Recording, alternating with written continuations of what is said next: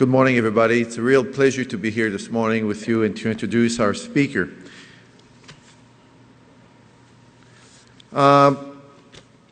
Professor Edward L. Deci is one of the brilliant minds that we have in psychology. For 40 years, he's been working on a theory of self-determination that is probably one of the most influential theory of all of psychology. And the ties with positive psychology are numerous. And for good reasons, Professor Seligman, in the first issue that he had on positive psychology, the American Psychologist of 2000, asked Professor Deci and his colleague Richard Ryan at the University of Rochester to have a piece in that issue of American Psychologist. And we're very pleased to have Professor Deci with us this morning. Professor Deci received his PhD from Carnegie Mellon University, and both social psychology and industrial relations psychology, so IO psychology. Then did a postdoc at Stanford University. He has published 10 books. One of these books, in '85, co-authored with Richard Ryan, called Intrinsic Motivation and Self-Determination in Human Behavior, has been cited over 5,000 times alone. And his writings have been translated in several languages across the globe. He has close to 200 articles, and he's a fellow of several associations, the American Psychological Association, Association for Psychological Science, and several others. And I could stop here, but I won't. Professor Deci is also a consultant, an IO consultant for different public school system, mental health agencies, corporations across the globe, and he has a private practice. So not only is he a very important author for psychological theory, not only is he a very important contributor to science, but he's also heavily involved in practice. So it is my distinct pleasure to welcome this morning Professor Edward L. Deci.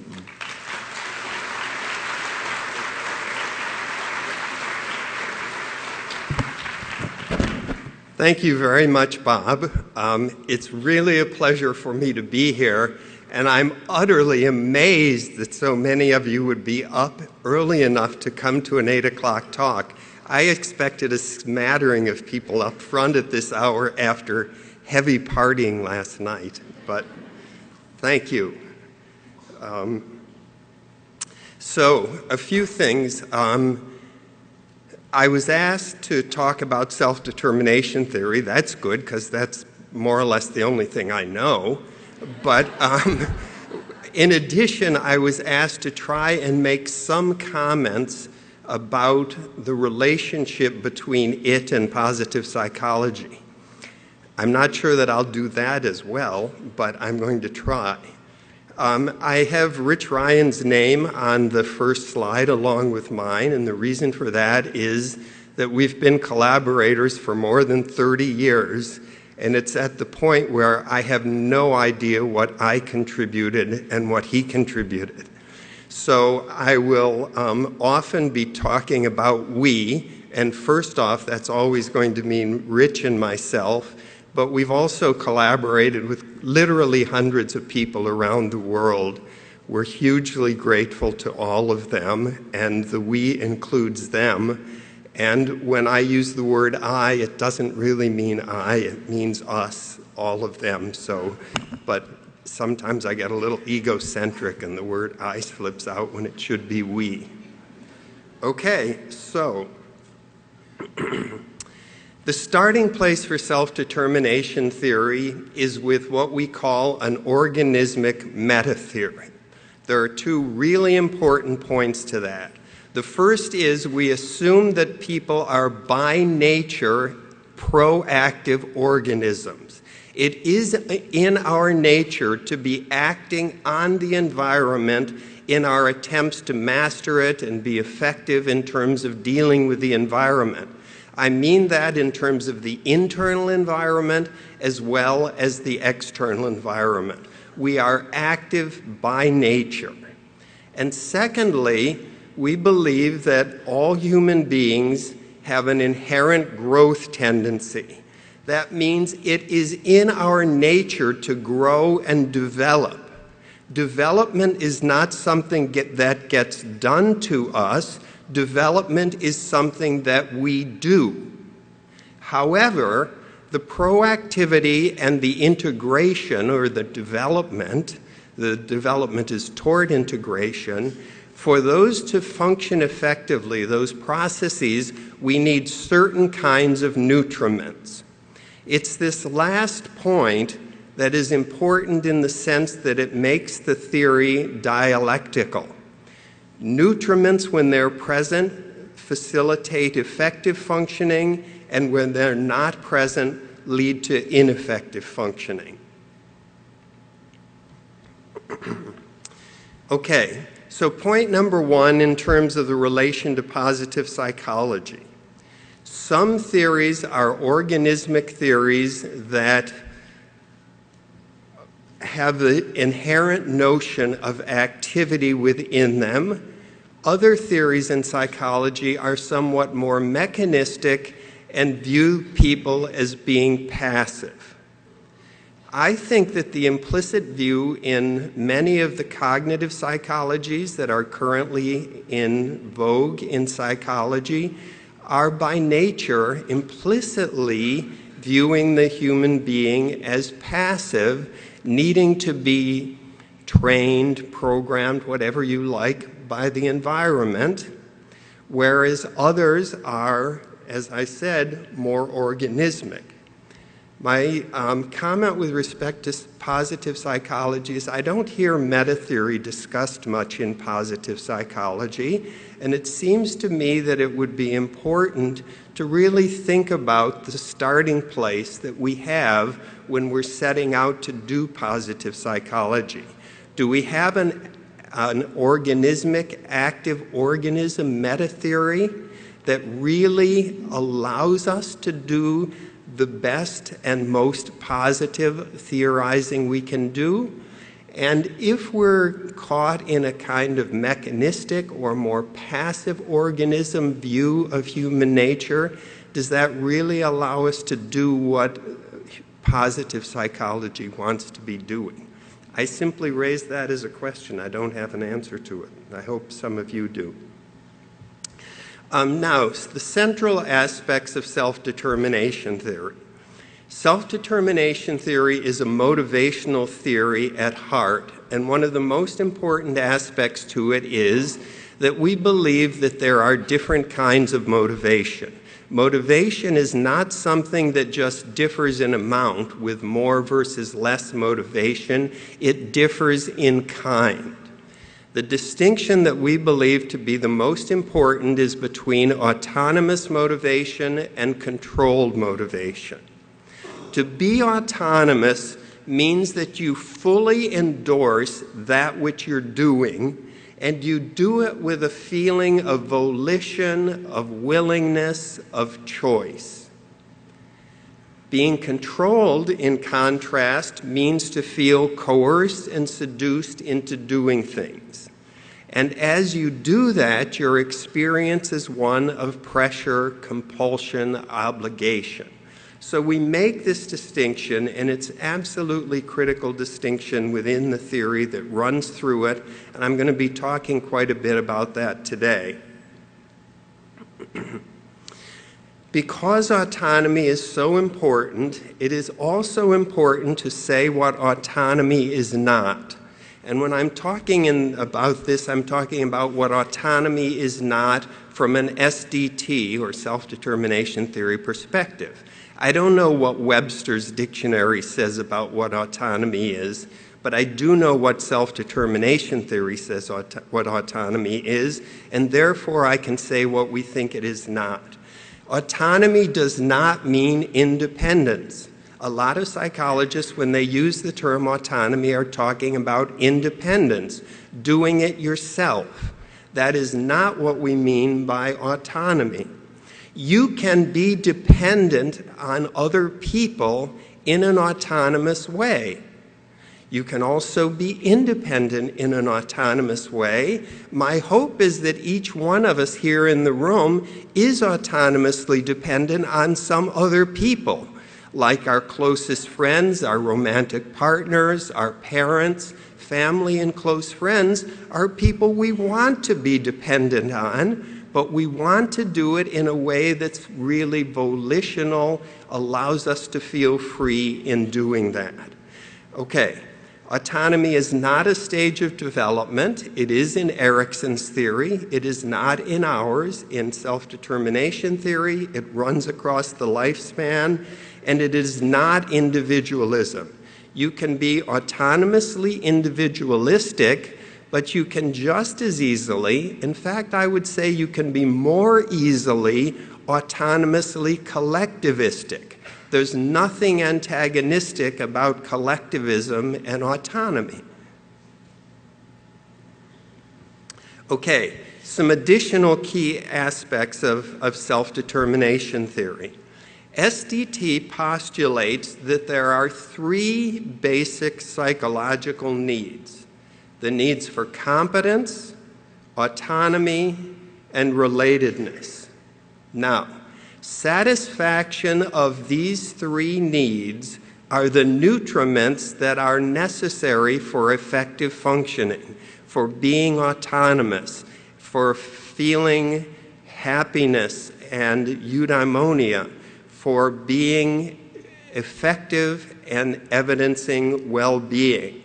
To the extent that the needs are thwarted, what we consistently find is poorer functioning, less well-being, and so forth. Okay, so that's the important point with respect to the business of what the nutriments are. So, competence. It's a sense of effectiveness and competence in one's context, in whatever it is that one is doing at the time. That's straightforward. Autonomy, I've been talking about it. Behaving in accord with abiding, deep values and interests. And relatedness, of course, is about feeling cared for, about caring for others, about having a sense of belongingness and involvement in social contexts. And I want to say some things about the concept of needs and what we mean by it, because our definition of needs is somewhat different than the definition of many other psychologists. For us, basic needs are essential nutriments for growth, integrity, and wellness. Needs are evolved, they are not learned. That is to say, they come from evolution. We are talking about things that are inherent in the nature of being human. Inherent in the nature of being human is that we need to be competent, autonomous, and related in order to function well.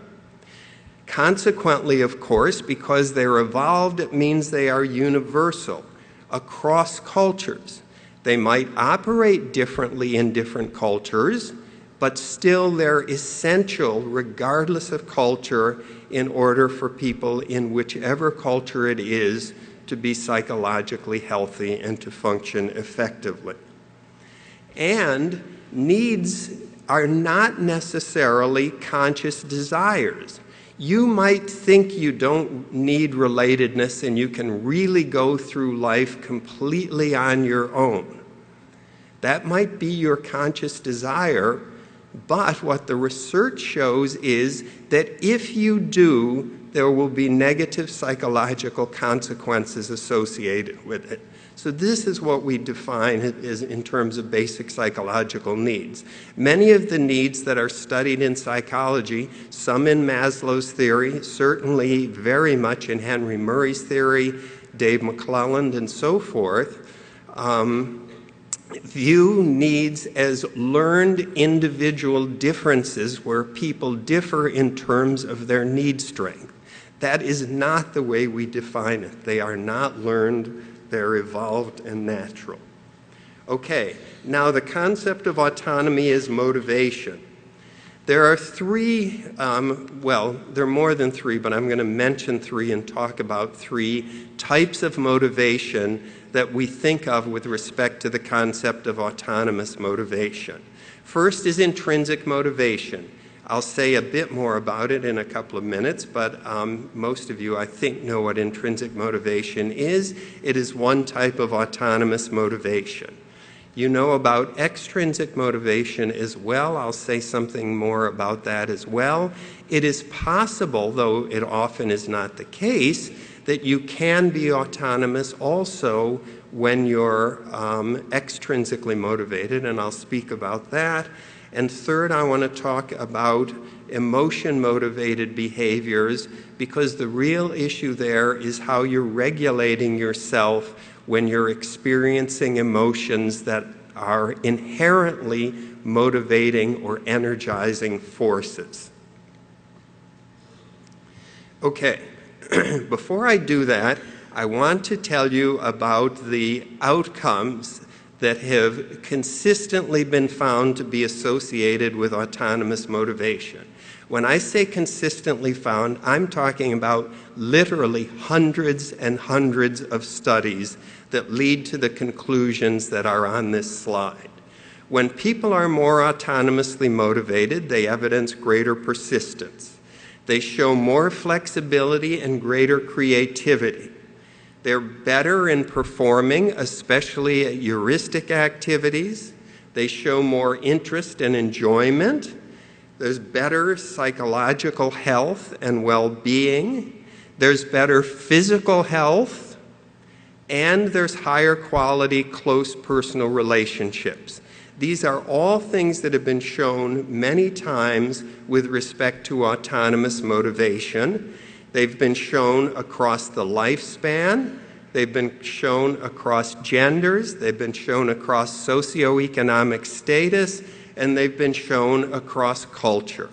Okay, now, that's all I'm going to say about the positive stuff associated with autonomous motivation. So it's on one slide, it's up front. You can keep in the back of your mind that if we're dealing with autonomous motivation, these are the kinds of outcomes that have been consistently shown to be related to it. Okay, so intrinsic motivation first. Intrinsic motivation means doing something because it's interesting and enjoyable, and it satisfies people's basic psychological needs, the autonomy, competence, and relatedness. Intrinsic motivation is the prototype of autonomy. So that's where the research began. It began with intrinsic motivation because there's autonomy in people, and you can see it in people. And if you have any question about it, just look at a 2-year-old and tell me you don't see intrinsic motivation there. If you don't, then you've probably got on your dark glasses. So the first studies of intrinsic motivation with humans looked at the effects of rewards on intrinsic motivation. Monetary rewards to college students undermined their intrinsic motivation for problem solving. Extrinsic awards to young children decreased their intrinsic motivation for drawing pictures. That was at that time, this was a long time ago that these studies were done, at that time it was a quite controversial finding or set of findings. Actually, oddly, 40 years later, it continues to be controversial in spite of the fact that there are more than 100 experiments published in the literature showing this finding. In fact, we did a meta-analysis, 10 years ago or so. We found 128 experiments at that time looking at this specific question, and there are different dependent variables. So what I show here in this slide is the dependent variable, are studies that use the dependent variable that's behavioral in nature. There were 92 of them, and we got clear, significant overall undermining of intrinsic motivation in that meta-analysis. And it appears most consistently when the rewards are contingent upon doing some particular behavior. The rewards are expected while the people are doing that behavior, and the rewards are salient to them rather than kind of hidden in the background. Okay, now, why do tangible rewards undermine intrinsic motivation? Here, once again, we come straight to the basic psychological needs. When you become dependent on rewards, which is what happens when people are rewarded for doing an activity, you lose some of your experience of being autonomous. To be essentially, to become in the most extreme cases kind of addicted to rewards means that you're not going to be autonomous in doing the activities that you're doing to get the rewards. So it has to do with the idea of autonomy and thwarting rather than supporting the basic need for autonomy. Other extrinsic motivators that have had negative effects are the standard kinds of motivators that we think of using often when we're having difficulty with motivation. Threats of punishment, deadlines, evaluations, competitions. Those are our standard tool bag of motivators. And what the research shows is that each one of those undermines people's intrinsic motivation, that these are in some way antagonistic because each one of these turns out, we can say they're motivators, but to be a motivator in these cases is really just a euphemism. What they really are is what we use to try and control other people's behavior. Controlling other people's behavior means that we are undermining their sense of autonomy. Now, there's some external events from these experiments that have been shown to enhance intrinsic motivation. Providing choice, for example, allows people to feel more autonomous and they become more intrinsically motivated for the activity. Acknowledging people's perspective, understanding what their feelings are about a task, for instance, also leaves people feeling more autonomous and enhances their intrinsic motivation. Why is that so?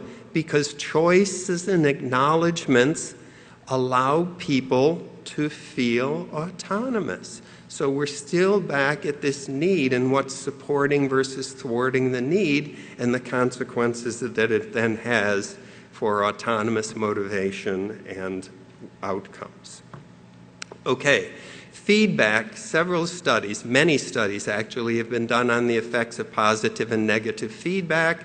The results are quite consistent, at least at the average level that you would find in a meta-analysis, and that is that intrinsic motivation is increased by positive feedback, but it's decreased by negative feedback. Why is that so? We think it's so because of people's basic psychological need for competence. Tell people they're incompetent.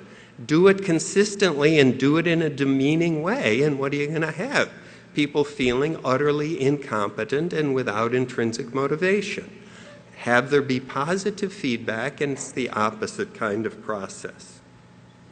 Okay, now for extrinsic motivation. Extrinsic motivation simply means that some activity is instrumental to some separable consequence.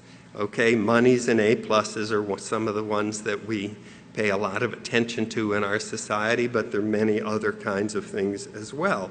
And I've already said that these kinds of things, these kinds of rewards can, and on average do, undermine intrinsic motivation. But there's a question of whether you can be extrinsically motivated and still be autonomous, and the answer to that is yes. It is through the process of internalization. That's a process that's been in psychology for many, many decades, particularly in developmental psychology. But the idea is that extrinsic motivation, in a sense, starts on the outside, and internalization is about taking it in. But in self-determination theory, we even distinguish the way you take it in. And you come to the question of why would you be bothering to take it in? Why does this internalization occur? Why do kids take on the values and attitudes of their parents, for instance, and why might they take on extrinsic motivation as their own? The answer to that is the need for relatedness. When we're engaged with family, with our parents, when we're believing things that they believe, we feel some sense of relatedness. So there is a readiness there for doing that. Now, when you think about extrinsic motivation in that sense, there are really 4 types of extrinsic motivation. I think I just slipped and said an intrinsic motivation when I meant extrinsic. There are 4 types of extrinsic motivation when you think of it in terms of internalization. The first is what we call external regulation. That is the carrot and stick. That is the kind of thing that is what was undermining intrinsic motivation. Dangling rewards in front of people and standing behind them with a stick if they don't do what you're asking them to do. That's external regulation, and the experience is one of pressure and tension, and in these instances, no internalization has happened. If what has happened is we refer to introjected regulation, represents a kind of partial internalization. You've taken something in, you've taken in a demand or a value, but you've never quite made it your own. You take it in, for example, because your parents said you should, and so you hold it in you because you think you should, not because you've really accepted it as your own. So that's an interesting case because it's internal motivation. The motivation is inside you. It has been taken in, but it's not really yours, and it does not represent autonomy. Introjected regulation has pretty much the same consequences as external regulation. They are both types of control, one from the outside and one from the inside. From the inside, we sometimes refer to it as self-control, pushing yourself around with fear of being guilty if you don't, and so forth. Finally, there's the possibility of actually beginning to accept this as your own, to identify with it as being important for you, to be meaningful, important in terms of your own life and your own values. And then we would say there's identified regulation. And then finally, I put these 2 together at the end because I ran out of slide, and because we think of them as being together too, as being autonomous, and that is integrated regulation. And what that means is you take a particular identification and you integrate it with the rest of what represents your true self. You integrate it with your needs, your desires, with your previous internalizations that have been fully accepted by you, and so on. And it is through this identification and integration that you can really become autonomous with respect to extrinsic motivation. And when you integrate it, it doesn't turn it into intrinsic motivation necessarily at all. Intrinsic motivation is about interest in the activity itself. Fully internalized extrinsic motivation is about the activity being important and meaningful for you personally. Okay, when you think in these terms, that gets us to the importance, again, of the distinction between autonomous motivation and controlled, because autonomous is made up of intrinsic motivation that's inherent within us and well-internalized extrinsic motivation. The 2 have quite similar kinds of consequences as well. Whereas controlled motivation is made up of external regulation and introjected regulation, and as I said before, they have very similar kinds of consequences, even though the motivation in one case is outside the person and in the other is inside the person. Now, autonomous and controlled motivation are both types of motivation. People can be energized to behave through either of those types of motivation. They stand in contrast to what we call amotivation. Amotivation refers to a lack of intentionality to do something. It refers to a lack of motivation. So, we do have a distinction between being motivated and not motivated. It's that you're motivated in whatever way, autonomous, controlled, versus you're amotivated. Okay, how can we foster greater internalization so extrinsic motivation, for example, will become integrated? Here, the answer is it comes back to basic psychological needs and their promotion of internalization. In the social contexts that allow people to feel competent, autonomous, and relatedness, they will naturally be willing to internalize the extrinsic motivation that's being offered to them. Now, I won't say they would take in anything that's being offered to them. It has to fit with who they are, but there's a lot of internalization that will happen in conditions where people are feeling autonomous, autonomous, competent, and related to others. Okay, now, social context, as it turns out, can be thought about in terms of specific events. Feedback, rewards, and so forth. And when you think about it that way, actually, many of the things that were shown to enhance versus undermine intrinsic motivation, the same things have been shown to enhance versus undermine the internalization process. Quite conveniently, the social contextual factors that facilitate or enhance intrinsic motivation are more or less, not exactly, but more or less the same ones that facilitate internalization. So, we can talk about social contexts like the climate in a classroom, the climate in a work group, the climate on an athletic team, for example, the interpersonal climate that's generally sort of substantially influenced by the parents, the teachers, the coaches, the managers, and so forth. We can talk about those as being need supportive, and it's made up of a number of things that I'll put together in one slide in a minute. Or we can talk about them as being controlling, that promotes controlled motivation, or we can talk about them as being amotivating. So they line up with the types of motivation. Okay, need supportive context, and I'm putting it all in one slide, and that's more or less the last time I'll say these things too. Need support starts when you take the other person's perspective. If you're a parent, if you're a manager, if you're a coach, if you're a therapist, whatever it is, can you begin by taking your child's or the students or your clients or whatever, can you start by taking their perspective and understanding how they're seeing things? To the extent that you can, you're often running in terms of supporting their sort of need satisfaction. You encourage self-initiation and exploration. You offer choices where those are possible and relevant, and they're possible and relevant in most cases, actually.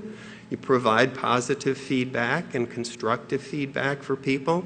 Those are the kinds of things that you can do when you're in a position of authority for supporting the needs of others in order to have them more autonomously motivated. And then all the things that follow from it, like psychological health and well-being, physical well-being, creativity, and so on that I mentioned at the beginning. Controlling contexts are ones that pressure people to think, feel, and behave in particular ways. Some teachers think it's their job to make students do the right thing, to make them think in the right way, and to make them feel the right kinds of things. That creates a controlling context. Those people usually use threats and rewards and demanding language, evaluations, criticism, and so forth.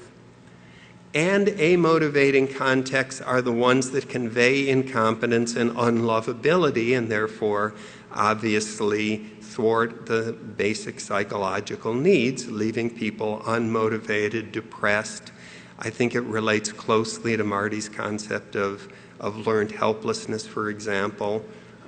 There are nuanced differences, but of course, but still, they're very much related. Now, I want to move on to regulating emotions. And to do this, I'm going to talk about need support versus conditional regard. Conditional regard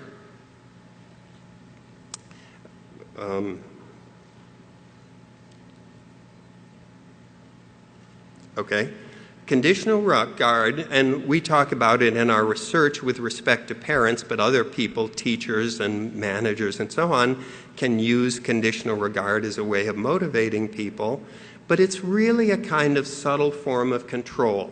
It's a message that we give to our children or to our students that say essentially, I will love you if you do what I want you to do. I will love you if you be the person I want you to be. But if you're not and if you don't, then I won't love you. That's making your regard for the other person contingent upon the other person doing what you want him or her to do. Now, I'm going to go back to this and talk about types of emotion regulation so I can relate that to the conditional regard. Emotion regulation, from our perspective, can be thought of with three different concepts. The first one is dysregulation. You've seen instances in other people, but I dare say possibly also in yourself. I certainly have seen it in myself, where I feel some emotion and it's so strong, it more or less overwhelms me and makes me behave in some kind of way. I am not regulating myself at all effectively under those circumstances. It's really dysregulation where the emotion is doing all of the motivating and I am not really engaged in that process except as a kind of pawn. That, if you think about it, aligns with our concept of amotivation. You are not being intentional and motivated in the regulation of your emotions. Second concept, suppressive regulation. This means you take the feelings and push them down. You bury them as a way of regulating yourself with respect to those emotions. Pretend you weren't angry anyway. Pretend you're not disgusted by something that happens, and even to get to where you believe yourself when you say that.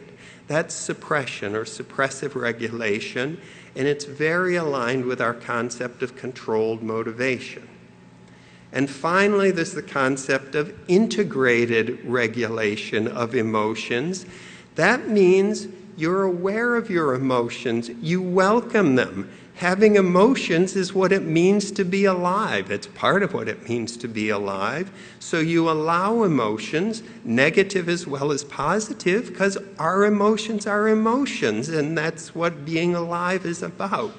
Okay, but you feel them, but you're in a place of being self-regulating in terms of what you do with them. Do you express them or do you withhold them? Do you talk about them with other people and so forth? You can, when you're integrated with in your emotional regulation, you can behave how you choose to behave in relation to that emotional motivator. Okay, now,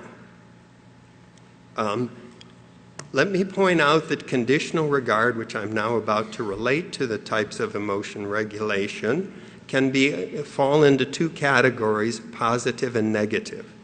Positive conditional regard is the half of this in which you give more affection, attention, and love to your children or your spouse or whoever it happens to be when those people do what you want them to do.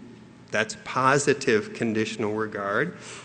People advocate that a lot. They say, oh yeah, when your kids do the right thing, tell them they're great, give them your love, give them your attention and affection. It's a wonderful way to motivate, say, a lot of people. Okay, we'll see in a minute what happens. Negative conditional regard, that's the half in which you withdraw your love when the people aren't doing what it is you want them to be doing. Okay, now, what we did in the research that I'm going to show you now is look at need support, positive conditional regard, and negative conditional regard, those three different ways of being a parent, for instance, or a partner, or whatever it happens to be. And first off, let's look at negative conditional regard. What we find is that when parents are negatively conditionally regarding of their children, it leads to emotional dysregulation. The fact of not being able to regulate yourself. And this conditional regard that I'm talking about, this negative conditional regard, is specifically with respect to regulating your emotions. So parents, in an attempt to get their children to regulate their emotions, may withdraw their love and affection when the kids don't regulate their emotions in the way they want. They're trying to get them to do it, but the result, what the data show, is they get just the opposite.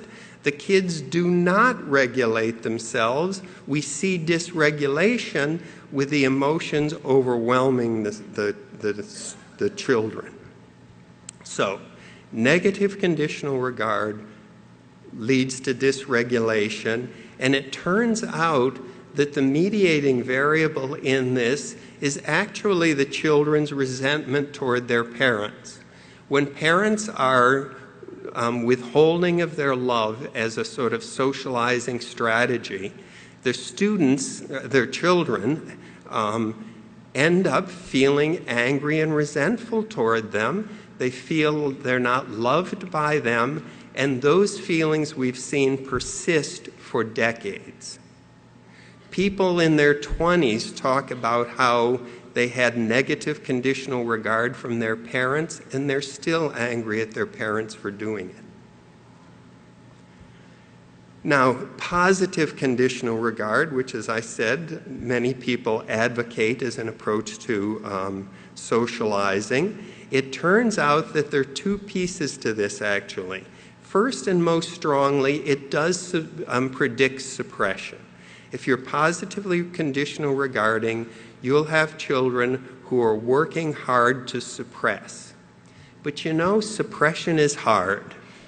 You can do it sometimes, but sometimes those feelings down there sort of bubble up in spite of you and sort of leak out and can overcome you. So we found that positive conditional regard significantly predicted both suppression and dysregulation kind of in tandem with one another. And here the mediating variable turned out to be internal compulsion or pressure.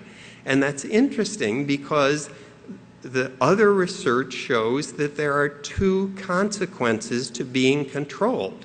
One is that you're compliant, lose intrinsic motivation, and have other negative consequences associated with it, but at least you're compliant with what the controls want you to do. But underlying that, hooray, there is a part of you that wants to say, to hell with it. I don't have to comply with all these things that the people in the world are controlling me to do. I can find what's right for me. I can find what's true for me as a person. What are the values that I hold rather than the values that my teacher holds or my bosses hold, and behave for myself. So there's some kind of desire for defiance that goes hand in hand with compliance under conditions of being controlled, including by positive conditional regard. And then finally, with need-supportive environments, what we find is that we've got integrated integrated emotion regulation that is predicted by it. So when parents are autonomy supportive or need supportive with respect to teaching their children to control their emotions or to regulate their emotions, I should use the word regulate, to regulate their emotions, it turns out that the children become very effective in doing it. They feel their emotions, but they express them in appropriate ways. And sometimes they don't express them if it feels inappropriate to do it in that situation. And the mediating variable for that turns out to be choice. People have a sense of choice under conditions of need support from the parents or whoever we're talking about. Okay, now let me say that all of the things that I've been talking about today, we've studied in many different applied domains. We've done a lot of research on parenting, so we can see that the way in which parents relate to their children, the degree to which they're need supportive versus controlling versus motivating, for example, these things really matter, and they predict important outcomes in terms of parenting.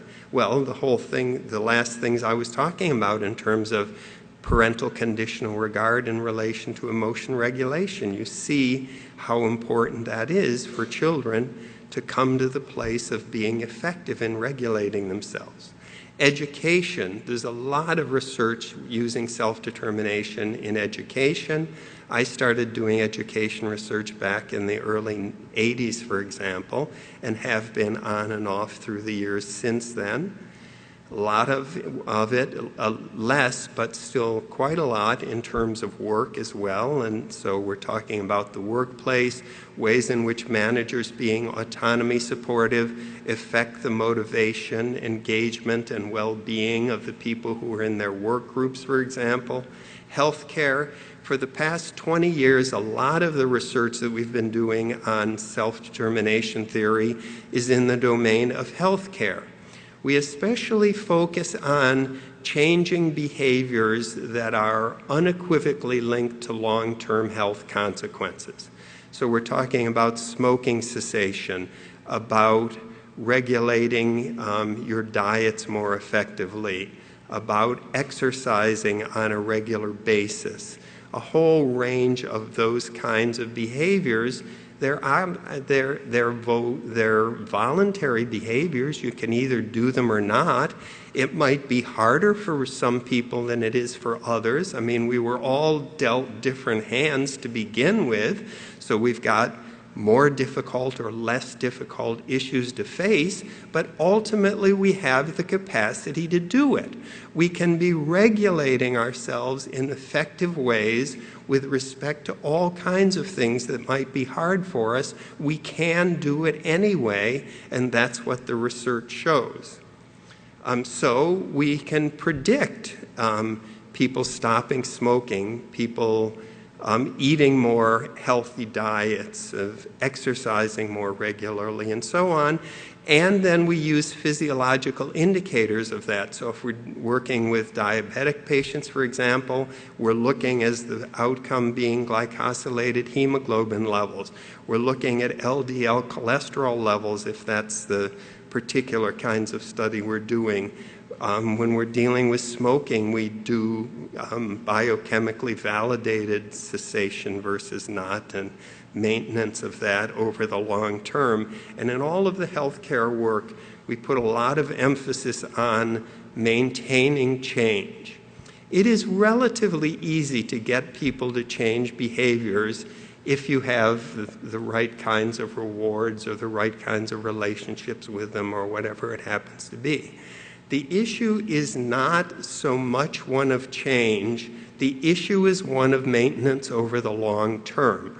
So when we do our healthcare studies, we always do maintenance measures that are at least, say, 18 months after treatment ends, so that there's no treatment going on. Whatever the treatment was, it's no longer there. We look 18 months later, 24 months later, up to 32 months later to see maintenance over the long term. And of course, what predicts maintenance in all of those situations is the autonomous motivation of the patients or clients.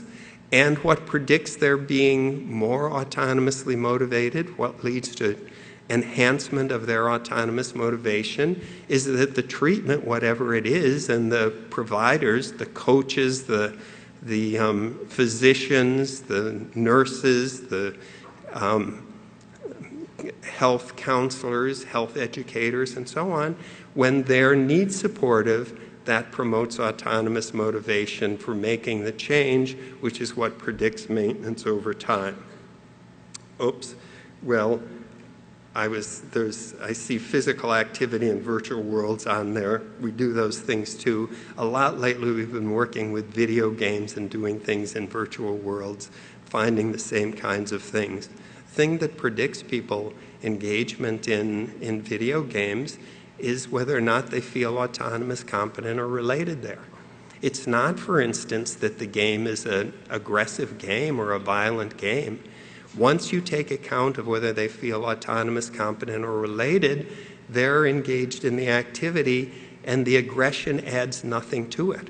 We have taken aggressive video games and reprogrammed them so they're the same games, but they're not violent, so that in the violent version, you shoot somebody and the blood splurts out and they fall to pieces, you know.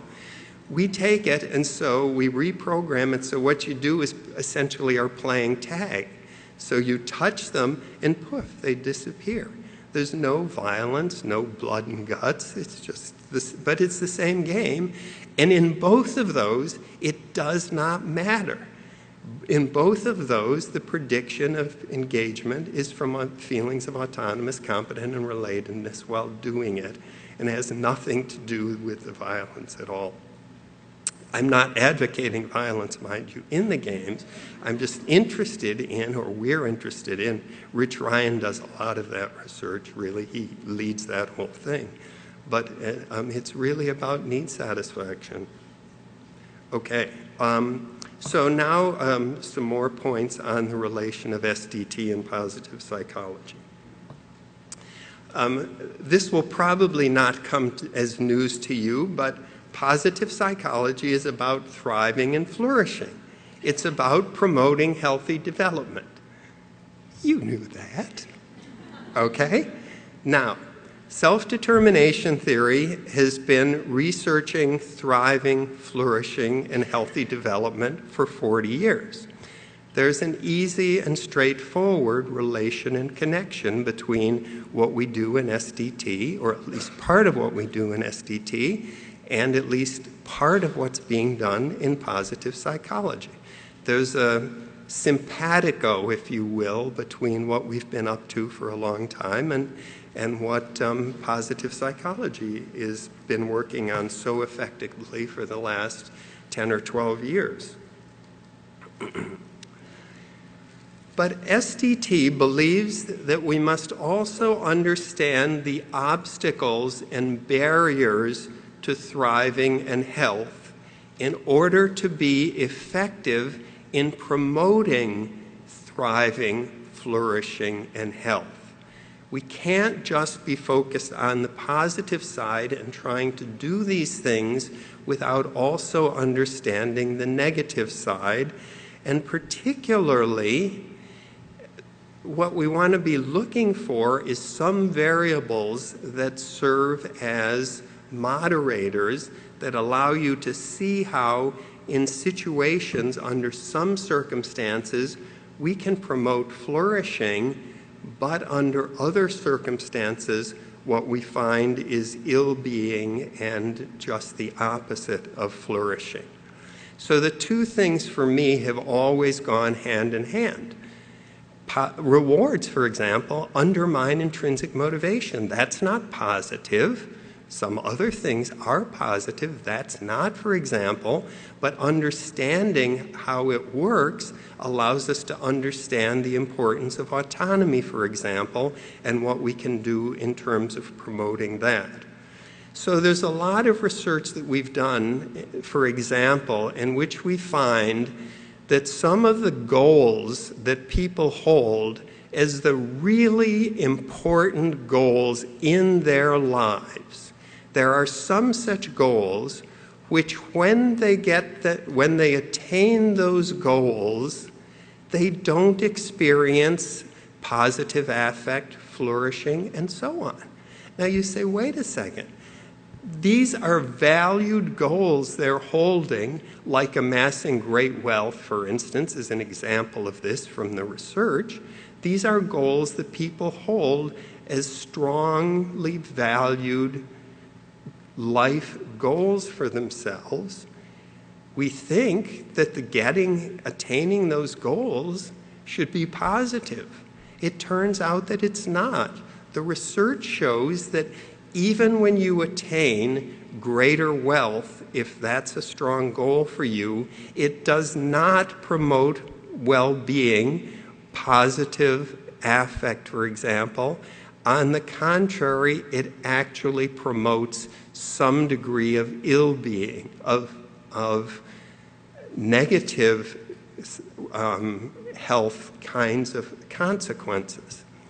So the thing is that some things that we expect to be positive aren't, and if we're thinking in terms of what are really the moderators between the positive and the negative, we can come to understand, for example, in terms of thwarting rather than supporting basic psychological needs, why the things that look like they should be positive turn out, in fact, in some cases actually to be negative. Okay, so second point in relation to positive psychology, and I'm not saying that you don't do this, I'm just saying that this is a point that seems important to me, is that positive psychology should also consider the negative as a way of understanding this whole issues of obstacles and barriers for thriving in order to be able to promote it better. These things can go hand in hand if you think about them in certain kinds of ways, and that makes sense to me from the SDT perspective. Now, some general comments I want to make here as a final point. Really what self-determination is about, in one sense, is a focus on the dynamic between human potentials and human vulnerabilities. Autonomous motivation, mindfulness. By the way, autonomy and mindfulness are correlated extremely highly, and our view of mindfulness is that it's actually an aspect of autonomy, but sometimes we assess autonomous motivation, sometimes we do mindfulness, different studies do different things. Autonomy, mindfulness, true self, interest, flexibility, these are all about human potentials and about human flourishing. Control, defensiveness, ego involvement, those are all about human vulnerabilities.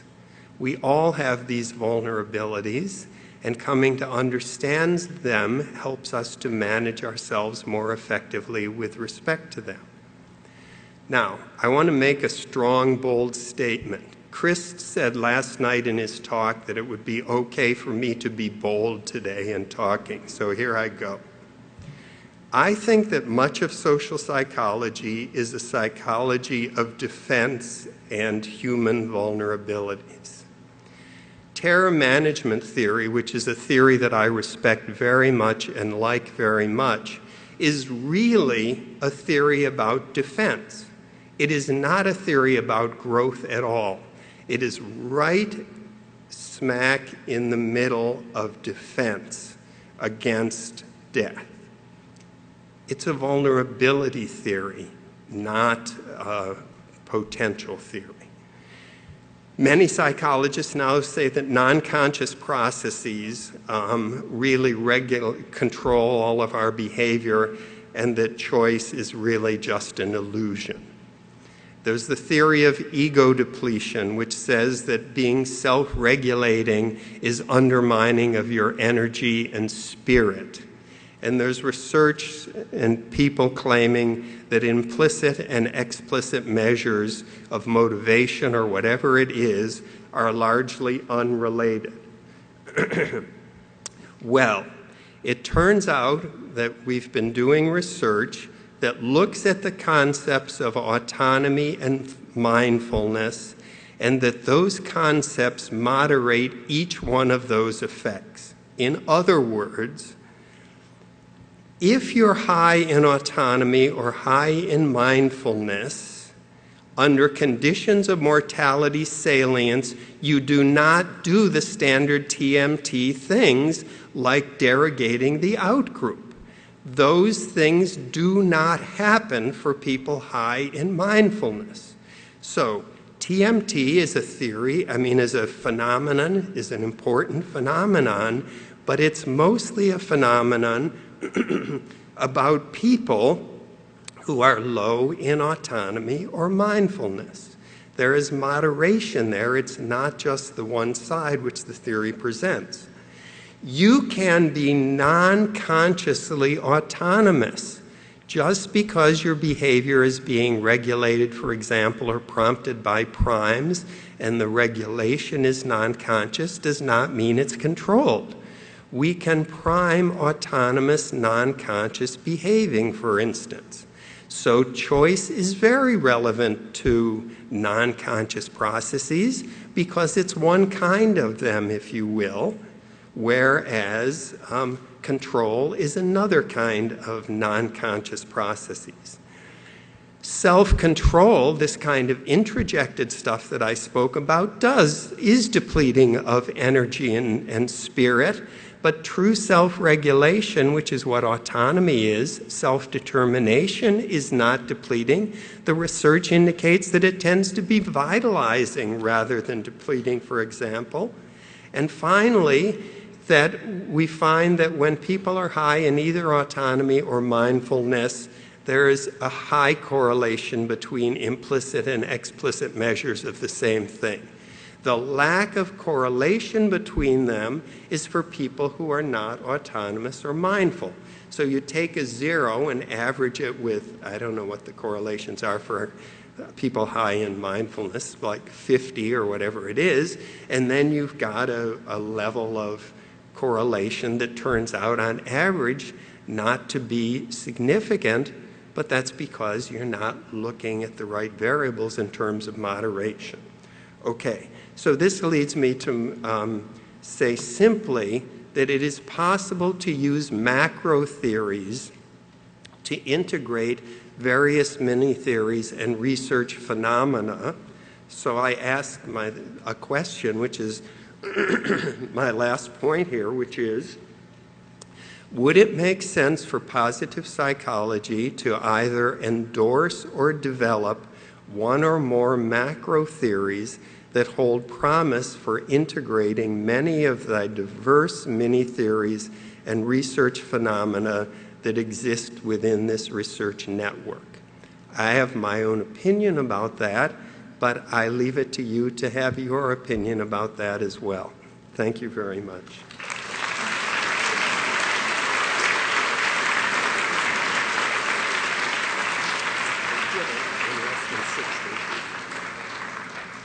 I'd like to say that under no pressure whatsoever, Dr. Deci has managed to present his talk in just exactly an hour. No, 30 seconds under an hour. That's correct. I stand corrected. Those of you who may want to meet with Dr. Deci, you're welcome to come, and I'm sure Ed will be available for the next couple of minutes. I know there's a coffee break right now. There's some posters going on. So enjoy the rest of the day. Thank you.